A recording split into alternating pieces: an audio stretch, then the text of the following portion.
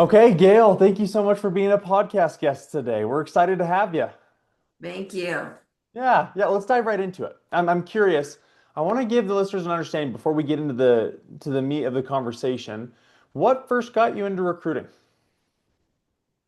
I took a first job out of college selling telephone equipment and got fired right after 3 months of not being able to sell it. Hmm. So went to a recruiting firm. They offered me a position and I landed on an insurance desk and never wanted to get fired again. So I did everything I could to be the best. And it just all worked out.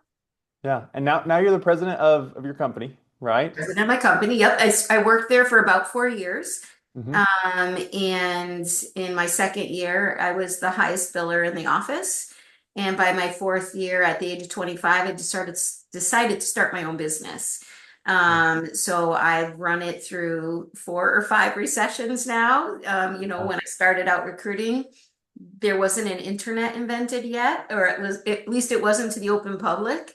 Hmm. We used telephones and long distance and sent things through the mail. So we've really seen such a huge change in the recruiting industry. Um, Yeah. and it's been pretty fascinating to go along with the ride of it. Yeah, I bet. And what keeps you intrigued in the recruiting side after all these years? Well, I think everybody uses the term, I like working with people. Yeah. And that's part of it, but I think that the ability for a recruiter is really, whether you're a one-person shop, a 15-person shop, it's one of those few types of businesses that you can pretty quickly launch yourself into being an entrepreneur. Mm, A lot of companies, you have to build an infrastructure, you have to have equipment, and you don't need much, right, to start a right. recruiting industry, but a drive to do well, Yeah. um, and an interest in an industry segment. And I got involved in insurance, and the firm that I was at, it was primarily engineering and technical. And they had just this one odd desk that they landed in, and I was in Hartford, Connecticut, the insurance capital of the world, Hmm. and never thought much about insurance, but a lot of my friends landed in that space because that's where they got jobs right out of college. And Hmm. I came to quickly realize that the insurance industry is one of the top four industries in the world. And Mm, without insurance, pretty much the economic world would collapse, right? Insurance yeah. buoys everything up. And there's so many different types of opportunities in it. And the people that enter that industry, they used to always say they were B students from C schools or something like that. The Yeah. careers that they develop, the salaries that they earn, the benefits that they get. I'm like, this is a phenomenal job. So it was very easy for me to be able to sell people on to why they would want to pursue or, grow their career in the insurance industry because I really thought it was a great place to work. Yeah. So I stayed with it. And I think my passion came through to my clients. Yeah. I love that. I love that. And I want to ask, who's your typical client and your typical candidate? I'd like to say that I have a typical, but there is not. Okay. Like any industry, it's always changing. So the insurance industry will transform itself based on the market. So for Hmm. example, maybe about 10 years ago, I got involved in this product line called cyber, right? Hmm. They had to start creating, cyber policies because people were getting hacked. And Right. no one even knew what it was, but a whole product line opened up because of that. Internet of Things, that's a new product line. So your products, your opportunities will very often follow what is the newest and latest, greatest product that's going to be hot on the market. Um, Yeah. so it changes all the time. It used to be that I worked with a lot of big carriers, and then I started to work with a lot of small carriers that were starting up. So that's the whole insurtech industry. So Right. it's really kind of paying attention to what's happening in the future. And then my clients pull me along, that they worked at one company and now they're starting another. That's where, my direction is headed. But it's Yeah. mostly been in the specialty niche areas where someone leaves a company and starts something up. Hmm. Okay. Okay. Interesting. Interesting. Thank you for sharing that because I want the listeners to have a good understanding. And Before we dive into the questions, there's also a big part of what you do. You're also the president of the Pinnacle Society, right? Correct. So, will you tell us a little bit about the Pinnacle Society and what that is so listeners have an understanding? The Pinnacle Society is an organization that started, I think it's about 30 years ago now. And I remember going to a conference at the National Association and seeing a bunch of Pinnacle speakers talking Mm. about how much they build and how much they did. And that was when those conferences were huge, thousands of people would show up and Yeah, thinking, wow, I would love to do that someday.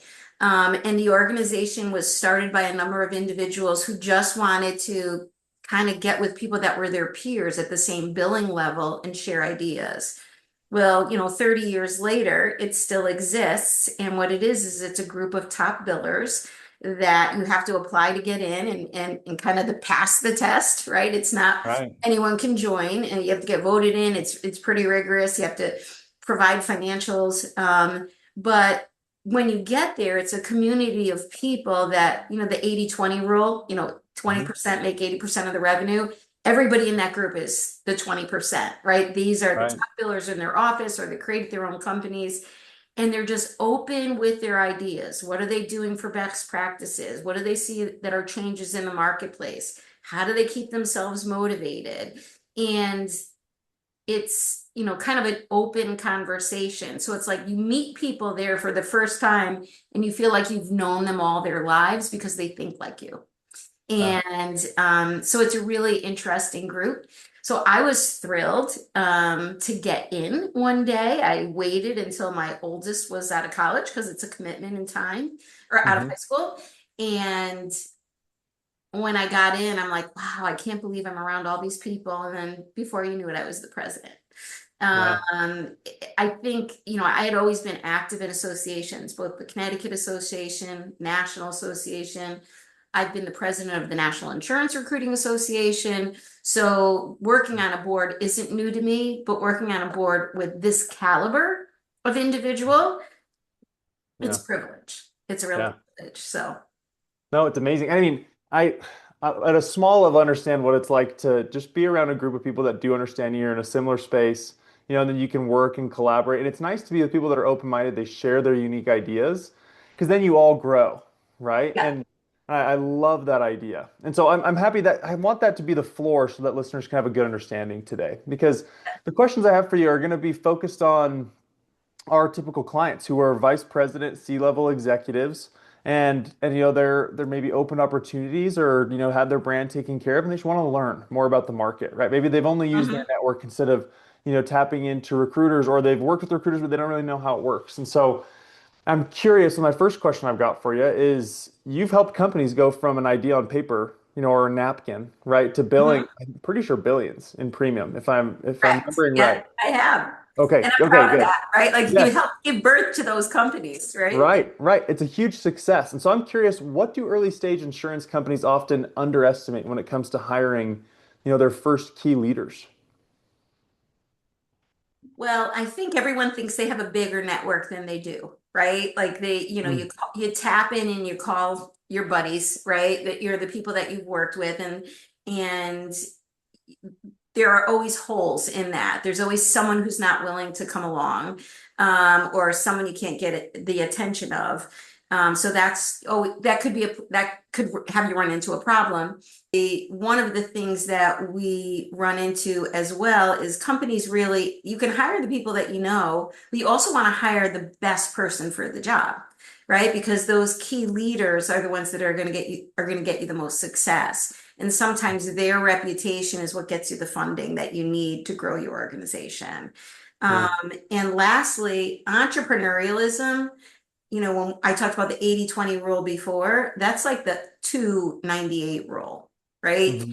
Not many people are built to jump off a cliff, right? Hmm. And when you're starting a new company, there's no guarantees. You may sacrifice your salary at first. You kind of have to see the vision. You have to work the extra hours, and enjoy that. And true entrepreneurs, once they've built it, they want to build something else, right? They just want to do it again because the creation of the company is the excitement.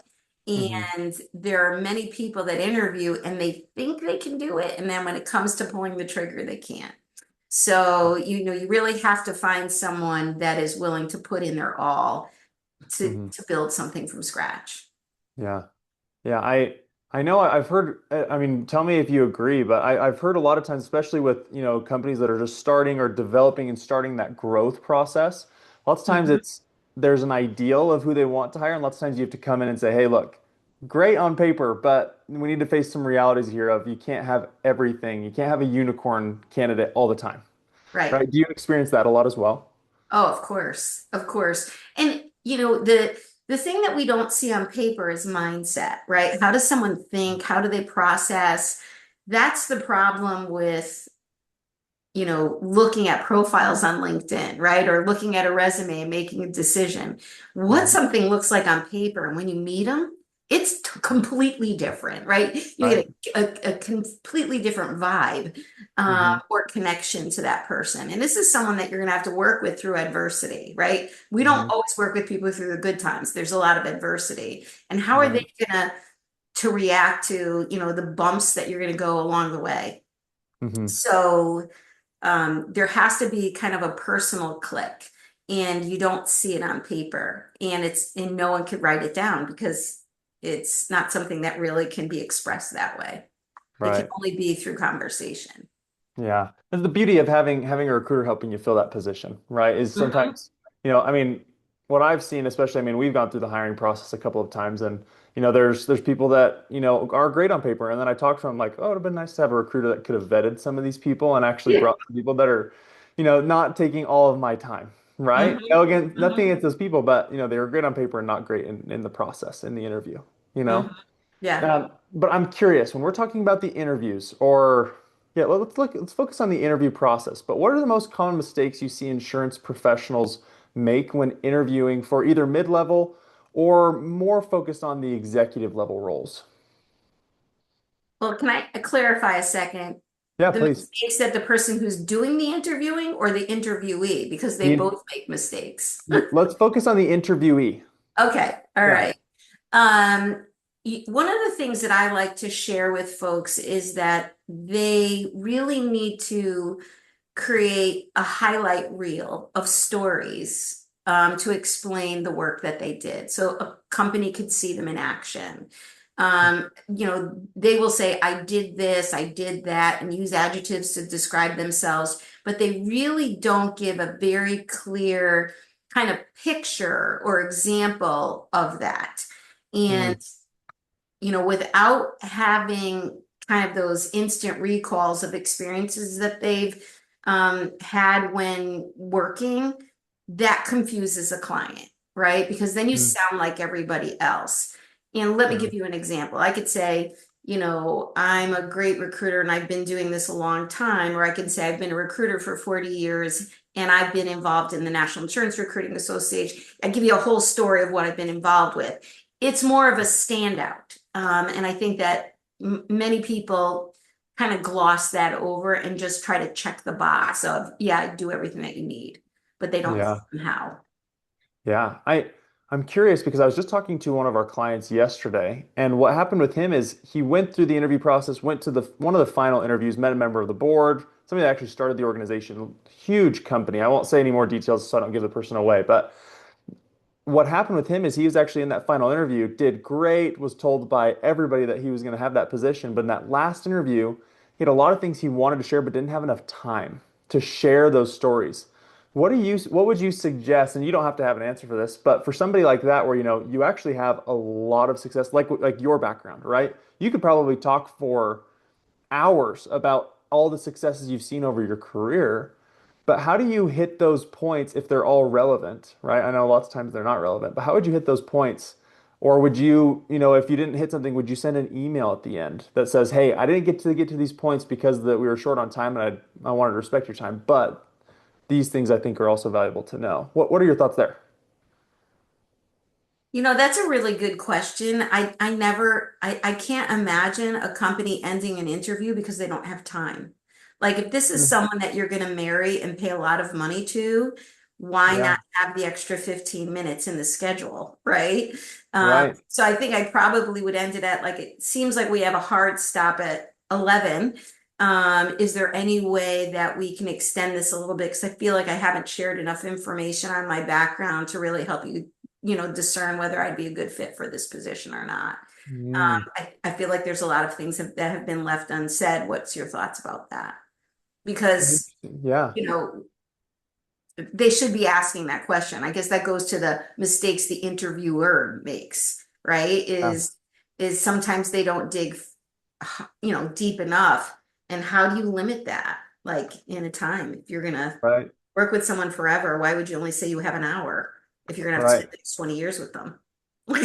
That's exactly what I was thinking yesterday when I was on the phone with our client because it was really getting to a point that it sounded like everything was done well. I mean, obviously there's two sides to every story, but Right, the interview went great and he was told that the interview was going great and all of them, and then it sounds to me like it's more the interviewer, right? right. And so let's switch it. Let's now go back to that question. What's the most common mistake you see interviewers make in that process? Well, sometimes I've had the luxury, sometimes my clients let me do the interview with them. So now that Mm. there's some interviews, right, I can sit right in the process and afterwards go, okay, you know what I would have asked? Yeah. You didn't pursue this question, and why didn't you follow up with this? I think sometimes companies are so concerned with the questions that they ask in their agenda that they don't let their natural curiosity come out, right? It's Mm. question, answer. And really, Right. it should just be a back and forth. But I think that one big issue is, when you talked about your client saying, everything went great, there's always something that's not going great, right? Right. There's always something that you're concerned about. I think when someone leaves an interview, that the interviewer, right, should have the person know these are all the things that I like about your background. This is the one thing I'm not sure about. Tell me about Yeah. your experience with this, because this I see, being a little bit of a concern for us because you don't do XYZ. Hmm. And, if you're going to buy a car, you'd say, I like everything about it, but I really wanted bucket seats. you know, Yeah. and that gives the person the opportunity to address it or know once they leave why they might not be hired. If someone walks out Yeah. thinking they have the job and the interviewer didn't give them any clue as to what might not be good about them or what they might have a little less experience compared to others, it's kind of unfair, right? Because they didn't get a chance to Yeah. address it and they never know, right? No one's ever going to tell them. So Yeah. I think that's one of the things that interviewers make a mistake on, is really digging into what we don't like about you or about your Yeah. experience. Yeah. Which I think a lot of people are worried about it, right? They're worried about offending somebody, but I wish everybody did that because I've talked to a lot of people that go through so many rounds, hear such good things, and they're like, I don't know what I did. Yeah. And I mean, this client specifically, it's on my mind because I talked to him for like an hour yesterday and I was like, man, you were a shoo-in for this position, right? I mean, we both know, I mean, he went through the entire process, got really close with everyone. And executive level roles, they don't just get filled in two interviews, right? He was a No. long process. And so I appreciate you saying that, and I want to make sure that people understand that, and hopefully, people that are interviewers as well can listen to this and implement some of that so that it's kind of going the extra mile, right? But it's Mhm. helpful for those that are interviewing so they can actually get an understanding of why they didn't Right. land. And it's not personal, right? I mean, Right. obviously, if it was personal, it may be something that's uncomfortable to talk about, but Yeah. because it could be just be chemistry, but a lot of times it's just something experientially that they just don't have, right? Or they Right. wish they had more of. And it's okay to know that. Most of us can Yeah. take it. It might hurt at first, but then you know better, or you know what you need to work on if you want to move up into that role. And, Yeah. I try my best to get clients to tell me and share it with my candidates. Sometimes they get mad at me, but very often, like feedback, someone told me a long time ago, feedback is a gift. If you don't get that feedback, you can't work with it. Hmm. So, we're always trying to get that feedback and give it in a heartfelt way so someone can learn from it. Yeah. And I love it. And I think it's a mark of a really strong leader when Hmm. the people underneath them know where their strengths and their weaknesses are, and then when they interview people and they let them know. The Mm. best leaders I know share that information right in the interview. And the person thanks them when they leave. Like, I love Yeah. everything about you. This, you don't have this though. Like, I wish you did, but maybe in the future, right? Like, maybe you should do Right. this. Yeah. Yeah. I'm happy you shared that. I'm gonna make sure that our client listens to this episode so they can get that understanding and see what they could have done a little bit better, but also, maybe something that's out of their control and hopefully it happens next time as well. And so I'm curious, a little bit of a pivot here, but from a recruiter's perspective, what does a strong first conversation with a candidate look like in the insurance space? Well, I've worked almost entirely in insurance, but I've worked in different functional areas like accounting and Right. finance, et cetera. And Hmm. I think that an important thing in a first conversation, always, regardless of the area, is transparency, right? It's an openness and a candidness. If I find that someone is playing an act or a role or holding back, or the conversation doesn't, I don't take it anywhere, right? I Hmm. don't work with the person, because if it's not an open exchange of open exchange dialogue, why are they interested? What do they want to do? How much do they want to earn? If they're kind of hiding information and saying they're happy and not sharing, then I have a tendency to hold back. And I find that that's also true with my clients, right? If a person has a mask up, and instead of being, themselves, they're trying to be something else in the interview, it doesn't work. Yeah. Yeah. I honestly, I see that as well for the interviewee, right? When you're more Mhm. transparent, right? I mean, that's actually exactly what you said. Now I'm thinking about Right. it, but right, being that transparent, showing what you're interested in with the recruiter, with the company, it honestly saves people a lot of time at the end of the day too. Because what I've seen is it also saves you time from landing a role that you actually wouldn't have enjoyed, Mhm. or working with a recruiter. Maybe you and the candidate wouldn't, like working together. You don't have those positions, right? But if they're Mhm. not telling you, what can you work with? Right. Well, there is something that I learned, and this had not anything to do with recruiting, but I walked away with it forever. It Yeah. was a gentleman that was, he said, "What makes a star?" Right? Like, who's the best actor out there? And what makes them quality? And they said, "Oh, it's their connections, or it's their voice, or it's their look." And he goes, "Nope, it's none of those things." And he just listed off all these famous people that weren't really great singers, and they weren't attractive, and they weren't even really good actors. He goes, it comes down to two things. They're believable and they're likable. When they Hmm. talk or they act, you just believe them and you just like them. It's just a thing. And wow, did that resonate with the recruiting industry, right? Because Ah, if someone is out there and they're open and honest and believable, right? You believe what they can do and what they can't do. You can work with what they can't do if you believe you know who you're hiring and you just like them. Those two dynamics will get a person hired. And yeah. that's my sniff test when I'm interviewing someone. Do I Mhm. believe what they're telling me? And that's them being open and honest and direct. And do I like them? Do I like the conversation? They don't have to be like me, but I have to Mhm. like them and say, I like this person. I'm going to endorse them. I think you should Yeah. hire them. I think they would make a good employee for your firm. Yeah.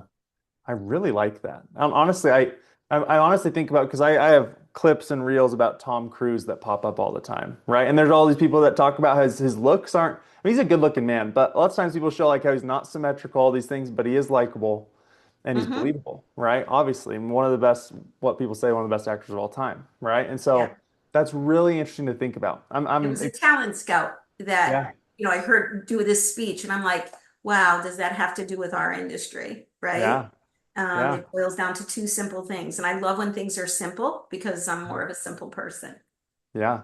Yeah, I've actually had people that, with our branding side, the resume service, the LinkedIn service we offer, lots of times people will say why they did or didn't work with us. Of, hey, I wasn't sure what you guys did, or, hey, the other company didn't even tell me. It was a hard time believing what they were saying because it sounded too good to be true and they didn't have anything to back it up. Right. And Hmm. so I'm sure you get that a lot too. And, just people loving connection and people being transparent and actually being themselves so you can actually start to go somewhere Right. with them. There's a list of it's called the Forbes Top 150 Hmm. list. I don't know if you've ever heard of it. Hmm. And it ranks recruiters. And I really have no idea how they do it, right? But it's mostly like companies or hiring managers or other recruiters and talent acquisition nominating people, and they get Hmm. on it.